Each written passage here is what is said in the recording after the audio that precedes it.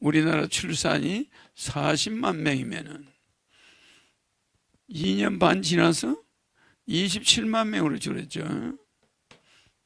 그렇죠. 출산율이 엄청 줄었어요. 그 출산이 이렇게 급격히 하향한다고 신문에 나죠. 이렇게 내려가는 거예요. 노인 인구는 이렇게 늘어나요. 이렇게. 이건 노인, 이건 출산. 그러니까 불과 이게 몇 년이야? 3년이야. 3년 사이에 인구가 40만 태어나던 사람이 27만 명 태어나는데, 출산은 이만큼 줄었는데 노인이 늘어났다. 이것도 되지만 또 하나 뭐가 요 노인하고 똑같은 게 또 있죠. 뭐가 늘어났죠? 뭐가 늘어났죠? 출산은 내려갔는데 늘어난 게 뭐가 하나 있죠? 뭘까? 출산 예산이야. 출산 예산. 맞아, 맞아요. 출산 예산은 계속 상승해 가고 있어. 그럼 이 예산 누가 쓰냐? 산부들한테 주냐? 산모한테 줍니까? 안 줘. 공무원들이 맨 뭐 출산 연구한다고 따다가 써. 10년에 몇백 조를 써. 1년에 20조를 쓴다고. 이게 뭐 하는 일입니까? 아, 이거 애 하나 낳았는데 1억씩 줘도 되는 돈이야, 이거. 20조면은. 그럼 그 돈을 어디다 썼길래 애 낳았는데 목돈을 한 번씩 줘봐. 애 낳을 수도 있지. 그렇습니다. 뭐 사람 심리라는 게 목돈을 주면 애 낳을 수도 있지. 그런데 한 사람한테 1억씩 정도 줄 돈을 어디다 다 닦아서 애는 점점 줄어들어. 그래, 안 그래요? 그렇습니다. 그러니까 나는 대한민국 정부만, 대한민국만 보면 우라통이 치밀어서 난 이런 세상이, 이게 뭐 하는 세상인가 내 몰라. 나는 정부 비난 안 합니다. 항상 대통령도 나는 역대 대통령을 존경하고 내가 절대 대통령 비난하지 않아요. 그런데 이 지금 사회 현상을 비난하는 거야. 사회 현상. 출산은 세계 최저 0.7%. 이게 뭡니까? 0.7%라는 건 애 거의 안 낳는 거야, 이거 이제. 그러면 출산율은 결혼에 비해서 0.7%지. 장가 안 가는 사람에게 비교해버리면 출산율이 얼마인지 알아요? 아니, 이거는 지금 결혼해가지고 애 안 낳는 비율을 따진 거야. 여기서 마이너스 뭐 해야 돼요? 미혼자. 끝까지 독신주의자들. 그래, 안 그래요? 이거 다 빼봐. 결혼 거부하는 자. 그러죠? 미혼자. 뭐 이런 거 빼버리면 결혼을 안 해버리니까, 수채. 지금 장가 안 가고 있는 40대, 50대가 얼마나 많아. 그거는 여기서 쏙 빠져 있어. 이거 인구 대비로 뽑으면 인구 대비 젊은 사람, 가임 여성들, 결혼해야 될 인간들, 그 인구 대비로 뽑아봤어요? 그러면 0.7% 아니야. 그렇습니다. 결혼한 사람 중에 애 안 낳는 걸 지금 따져나간 거예요, 이게. 출산율이. 이게 말이 돼요? 대한민국에 결혼해야 될 청년들 전체를 따져서 출산율을 한번 따져봐. 출산율이 몇 프로인가? 더 낮아져 버려요, 이거. 더 다운돼 버려요. 이거 세계적인 문제야. 근데 이거를 내가 30년 전에 출산하면은 출산수당 30년 전에 내가 돈 5천만 원 줘야 된다. 그거 내보고 그 당시 미쳤대. 결혼하면 1억 줘야 된다. 이 결혼 출산, 이거는 연애는 공영제로 해야 된다. 국가가 개입해야 된다. 개인들이 애들 결혼하라 마라. 이거 개인들의 능력에 벗어나 있다. 국가가 좋은 직장 만들어줘야 돼. 국가가 결혼할 수 있는 여건을 만들어줘야 애들이 결혼하지. 애들이 가면 고생할 거 뻔한데. 또 여자들이 자기 인생을 걸고 아무 남자를 들컥 만나거나 남자가 여자 아무나 만날 수가 없잖아. 그럴 때면 국가가 결혼 분위기를 만들어줄 책임이 있어요. 맞습니다. 있어 없어요? 개인에게 뭐한데 책임져라. 네 자식이니까 네가 책임져라. 이런 나라가, 이게 나라, 그럼 나라가 왜 있노? 무슨 말인지 이해가죠?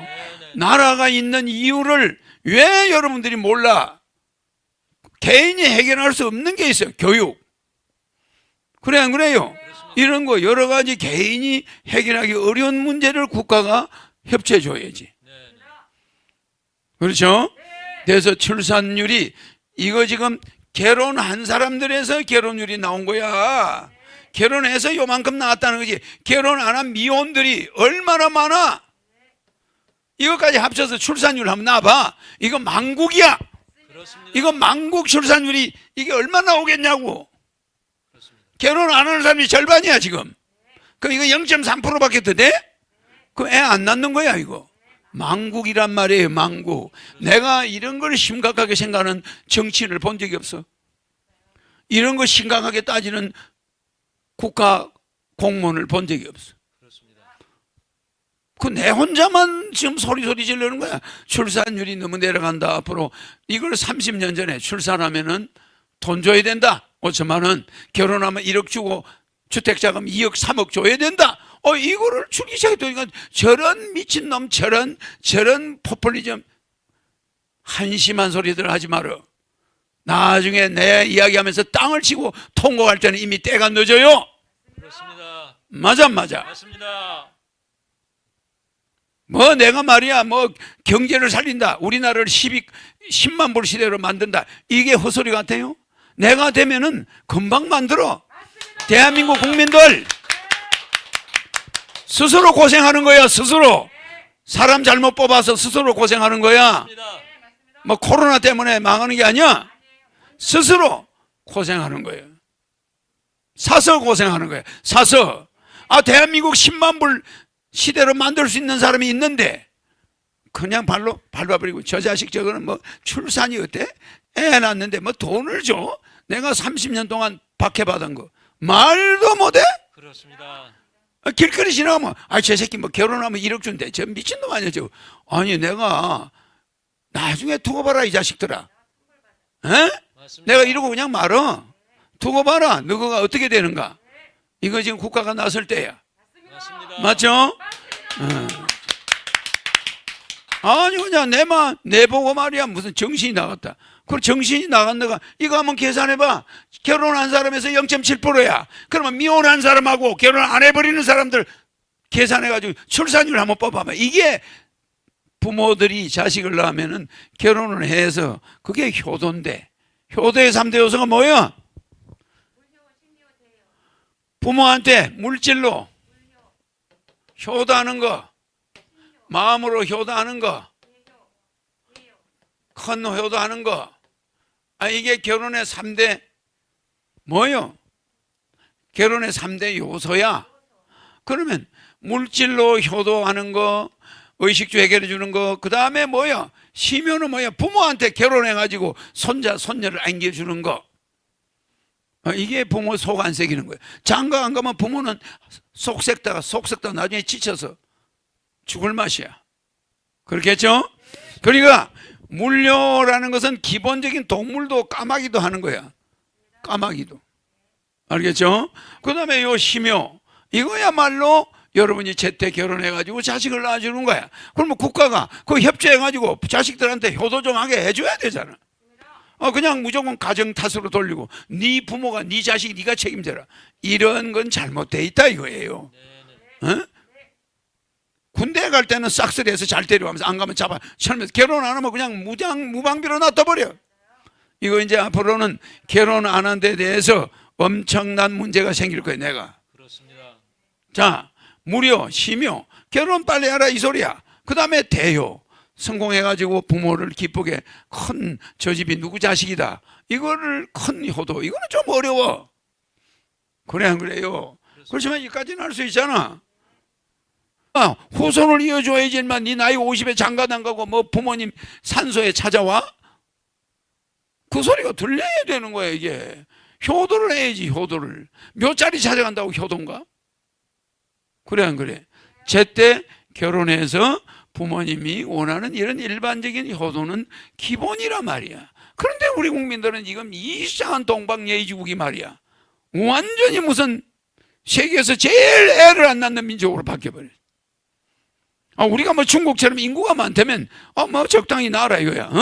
근데 우리는 말이야. 안 그래도 아시아에서 없어져가는 위험한 국가인데 세계에서 전 세계 인구학자들이 세계에서 제일 먼저 없어진 나라가 코리아라는 거예요. 이건 무슨 망신이 이런 망신이 있어? 세계에서 앞으로 몇십 년 후에 없어질 나라가 코리아밖에 없대. 그런데 중국 사람들이 막 이 사람 와 막 한국에 와서 막 이민을 들어와. 그 대통령 되면 중국에서 해외에서 이민 오는 것도 제한을 해야 돼. 제한을. 그래가지고 막 인구가 나중에는 우리 인구보다 한족이 더 많아져 버려. 나중에는 그렇게 돼요. 한국이 애를 안 낳는데 얼씨구나 전부 이민 가서 애 막 낳아. 이러고 그냥 한국이 중국화되는 건 시간 문제예요. 내가 지난번 이야기했지 한라산의 나자가 무슨 나자라고. 중국을 막아라. 백두산 백이민족이 우두머리다. 내가 이야기했죠? 이게 백두산이 백이민족이 세계의 머리라는 거야. 머리 두 자야. 백이민족이 세계 머리고 한라산 그래 안 그래? 중국의 한나라 이거를 조심하라는 거야. 한라 이거를 막으라는 거야. 이것이 우리 조상과 우리 민족의 사명이야. 우리 민족만큼은 절대 중국의 한나라고는 한나라를 끌고 가야지. 이게 나포할 때 포자야. 나포. 남의 배를 나포한다. 그래 안 그래요? 이 나포한다 할 때 포자야. 나포. 배를 나포한다. 중국을 끌고 가라요. 우리 한민족이 이 대륙을 끌고 가야 된다. 대륙이라는 건 이 5대양 6대주를 끌고 가야 된다는 거야. 이 한라라는 뜻이. 그러면 우리는 5대양 6대주를 끌고 가야 되는 흰 백인민족이 세계를 이끌어야 되는 우두머리 나라다. 그러니까 명심하라. 백두산과 한라산 장난으로 있는 게 아니야. 이 한라산 높이가 1950m지. 그 내가 1950년생이야.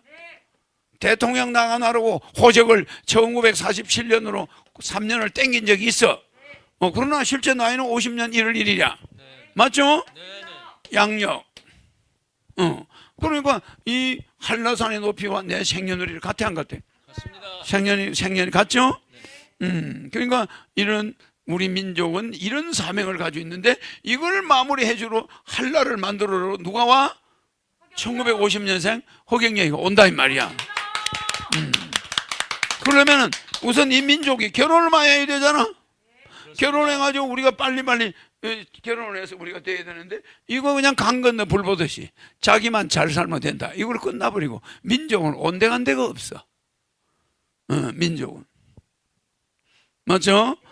내 눈을 바라봐. 넌 행복해지고 허경영 불러봐. 넌 웃을 수 있고 허경영 불러봐. 넌 시험하게 right now. 이긴 한데 아직 모르시는 분들도 많을 것 같아서 한번 영상으로 다뤄보려고 합니다. 명단을 보면 현역 여권 순회들 대부분이 명단 상단에 있다고 하는데 양심의 털난 자들이라고 상단에 써놓으셨어요. 이 칼럼을 보면 사진 3장이 눈에 띄게 있는데 이게 나라냐며 촛불을 들고 시위했던 현재 여당, 지금 이건 나란가 싶은 생각도 많이 드시죠. 5.18 가짜 유공자에게 6억에서 8억 원을 지급했다는데 세금은 눈먼 돈인가 명단을 한번 확대해서 보도록 할게요. 1980년 그러니까 39년 전 당시 나이가 김대중 전 대통령이 56세로 가장 많았는데 임청근 총재님 영상을 보다 보면 13살 14살밖에 안 된 그런 학생애들 광주에도 안 가본 애들이 유공자다. 이게 말이 되냐? 그런 영상을 봤었는데 그들이 누군지 궁금했어요. 근데 이거 보니까 하단에 임수경 13세, 김경수 14세, 표창원 14세 당시 나이로 이렇게 돼 있어요. 이분들이 6억에서 8억 원을 지급을 받았다는 건데 익숙한 이름들이 많이 있습니다. 박지원, 한명숙, 이해찬, 문재인, 박원순, 추미애, 유시민, 이석기, 김경수, 표창원 기가 찬다고 몰수해야 된다고 이렇게 써놓으시기도 했는데 이게 6.25 참전용사와의 국가 처우를 비교를 해놓은 걸 보면 더 어이가 없습니다. 일시의 보상금이 5.18 유공자는 최저 500에서 3억 1,700만 원이에요. 그런데 6.25 참전용사는 일반 참전은 자격 미달이라고 국가 유공자 기준에도 안 들어가고 일시보 상금도 없어요. 그냥 월 9만 원의 수당을 준답니다. 6.25 참전을 했는데 9만 원, 월 9만 원을 준대요. 이게 이들의 수준이 딱 그만큼인 거예요. 월 8만 원, 9만 원. 그러니까 이걸 잘 생각하셔야 됩니다. 왜 월 8만 원, 9만 원에 머무냐? 그러니까 우리를 어떤 취급하는지를 잘 생각해 보셔야 된다고요. 극좌파에 있는 사람들은 그냥 신념이잖아요. 이념. 그냥 막 무조건적으로 종교처럼 완전 사이비 종교에 세뇌된 사람들처럼 이거야말로 사이비 종교에 세뇌된 신도라고 보거든요. 저는. 나머지 이런 국가 처우를 한번 볼게요. 수업료는 5.18 유공자는 면제고 6.25 일반 참전용사는 면제가 없어요. 그냥 내야 돼요. 병원비도 5.18 유공자는 면제인데 6.25 일반 참전용사는 60%만 감면을 해줘요. 그리고 취업 특별고용이 5.18 유공자는 자녀 3명까지, 그리고 가스세도 전기세도 감면, 대출도 3천만 원까지는 특혜를 받을 수가 있고 취업 가산점도 10%를 받아요. 인터넷 요금마저 30%를 감면해주고 TV 수신료는 면제를 해줍니다. 국내선 항공기 할인도 50% 적용을 해줘요. 6.25 일반 참전용사는 싹 다 없습니다. 그냥 자기 돈 내고 타는 거야. 이러니 누가 전쟁 나면 참전을 하겠다고 합니까? 칼럼을 한번 보도록 할게요. 비밀리에 보물단지 모시듯이 관리를 해왔었다고 합니다. 그런데 그 명단이 발표가 되고 말았대요. 수천 명이 되는 명단 공개가 목적이 아니라 현재 대한민국을 위해서 일한다고 하는 그 자들 중에서 도대체 누가 그 영예로운 반열에 올라 있는지 볼 수 있는 귀중한 자료로 사료된답니다. 당시 뉴스에 의하면 문통의 체질 강한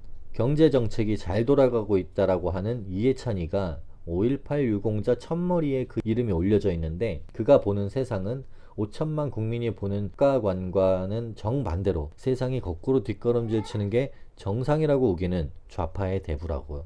그렇게 써놓으셨어요. 사람 목숨을 파리 죽이듯 하는 김정은이를 존경한다는 자예요. 이런 사회주의자들이 돌아가신 박정희 대통령께서 부강한 국가를 만들어달라는 염원을 담아 어렵게 건축해준 청와대와 국회의사당의 또아리를 틀고 국가 경제와 자유민주주의에 대한민국과 국민들을 시궁창으로 몰아넣고 호령하고 있습니다. 어찌하면 좋겠습니까? 이 당시에 나왔던 뉴스도 같이 한번 보겠는데요. 이해찬 씨가 문정부 노력 성과, 체질 강한 경제로 변모했다고 그렇게 워크숍에서 인사말을 했어요. 민간 소비 중심으로 체질이 강한 경제로 변모해가고 있다고 자평을 했답니다. 이때가 2019년 1월이면 코로나가 발생하기 1년 전이에요. 당시 경제가 어땠었는지 한번 돌아보세요. 코로나 때문에 정신 팔려 있지만 당시에도 경제가 굉장히 안 좋고 힘들다고 자영업자들 그때도 난리였습니다. 근데 뭐 코로나 핑계 대면서 마치 본인들은 잘했지만 코로나 때문에 어쩔 수 없이 경제가 이렇게 된 거다, 우리 탓이 아니다, 이렇게 얘기를 할 수 있겠지만 잘 생각해 보세요. 그때 그렇지 않았습니다. 힘들었어요. 그리고 수구 보수 세력은 최저임금의 보루로 경제 위기론을 퍼뜨리고 자영업자들의 이런 어려움을 빌미로 해서 경제 무능론을 유포하고 있다고 그렇게 얘기를 했답니다. 이해식 대변인.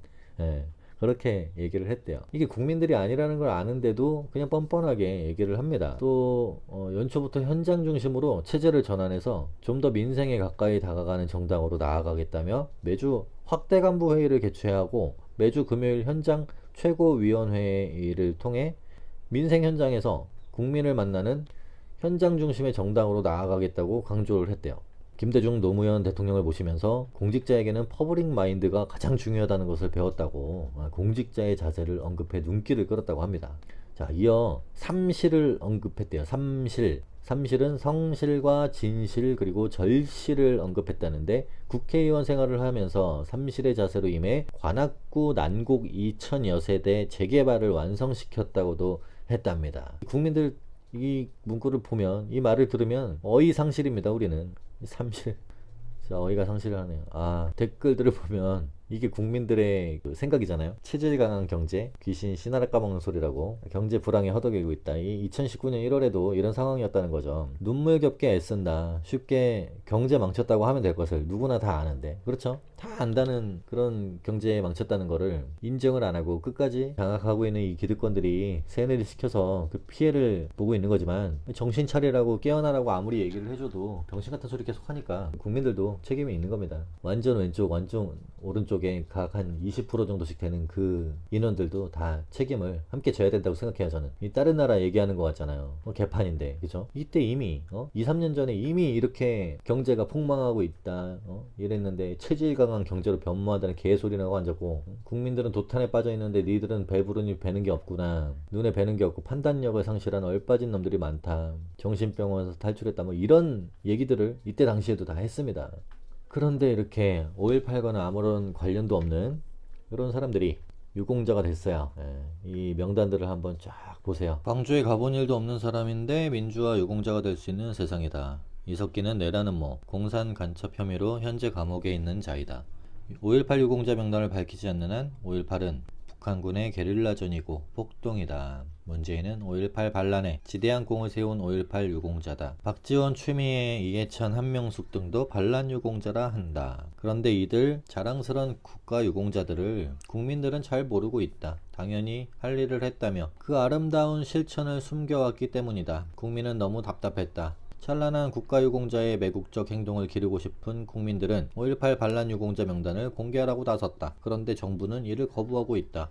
민주당 안희정 충남도지사의 성추행은 밝혀져 지탄받아야 하지만 5.18 선행을 숨겨 그 영광은 김정은에게 돌려야 한다는 이유에서다. 그러니 안타깝게도 국민은 5.18 반란 유공자의 공적을 알 길이 없다. 단군 일에 유례없는 외내치 실적을 올리느라 식사도 제대로 못해 고작 10만원짜리 도시락으로 때우는 정부는 5.18 관련 업무를 보훈처에서 광주시로 이첩해 업무 효율을 높여야 했다. 그러자 5.18 반란 유공자가 더 발굴되기 시작했다. 4,600여 명이던 유공자가 9,700여 명으로 늘었다. 지금도 2억 정도의 입양비를 주면 유공자 가정에 입양되어 유공자로 채굴될 수 있다고 한다. 세월이 지나며 한 사건에 대한 유공자는 줄어드는데 한강의 경제 기적에 이어 광주의 유공자 기적이 생겼다. 재앙 같은 기적이 매일 일어나는 은총받은 대한민국은 세계에서 인구 비례 국가유공자가 가장 많은 나라가 되었다. 으쓱해진 국민들은 유공자들을 대우하기 시작했다. 천문학적 혈세를 기꺼이 지불했다. 문재인, 박지원, 추미애, 이해찬, 한명숙 등 정치인 30여 명은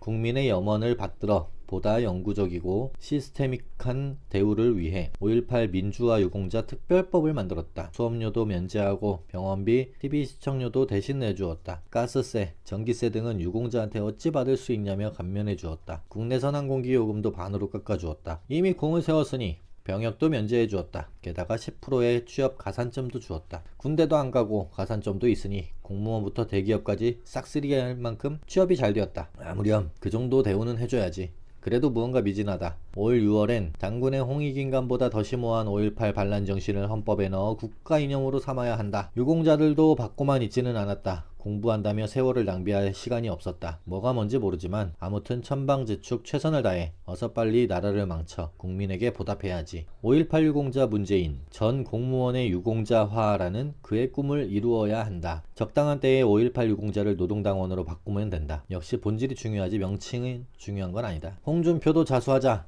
5.18 유공자인지 아닌지 이제 까라. 종전선언이 무섭다. 왜 무섭냐? 지금은 미군 사령관이 유엔군 사령관도 겸하고 있기 때문에 유사시에 세계의 위험을 호소할 수 있으나 종전선언 후는 불가능하다. 현 상태로 종전선언이 이루어진다면 공산주의로 넘어가는 것은 불을 보듯 뻔한 것이다. 호주 언론의 발표. 한국은 철지난 이념전쟁 때문에 1년에 약 300조 정도가 새어서 없어진다고 했는데 대표적 누수지가 5.18 유공자에 소비된다. 왜 이런 중대한 사건을 우익 국회의원과 단체는 침묵하고 있는가? 한국은 1년 예산이 400조, 지금은 600조가 넘죠. 독일은 430조. 독일은 초등학교에서 대학까지 무료 의무 교육을 하고 있어요. 우리는 엄청난 등록금을 내면서 그렇게 공부를 해야 하고요. 우리나라 국민들이 힘들게 사는 이유는 판검사와 공무원 중에 5.18 유공자가 너무나 많다는 게 이유입니다. 이 이야기는 많이 나왔었는데 연평해전 보상액은 3천만원에서 6천만원 수준이었는데 수학여행 중 사망한 사람은 8억 5천에서 12억 5천.